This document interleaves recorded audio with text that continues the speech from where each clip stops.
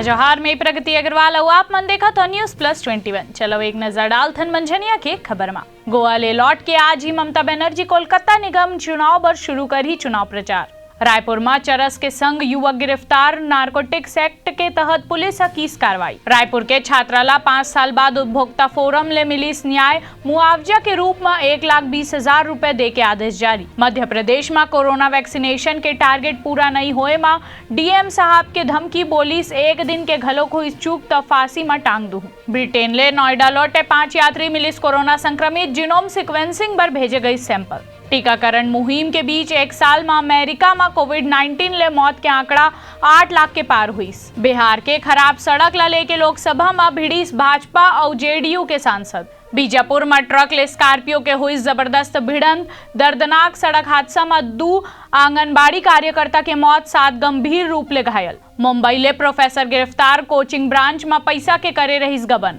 गरियाबंद में छात्रा ला जरा से बात में अतेक पीटीस के हो गई फ्रैक्चर, सरकारी स्कूल के हेडमास्टर के कर। ऐसे ही तमाम जानकारी पर हमारे चैनल ला लाइक और सब्सक्राइब करना जन भूलू और नोटिफिकेशन पर बेल आइकन घलो दबाओ।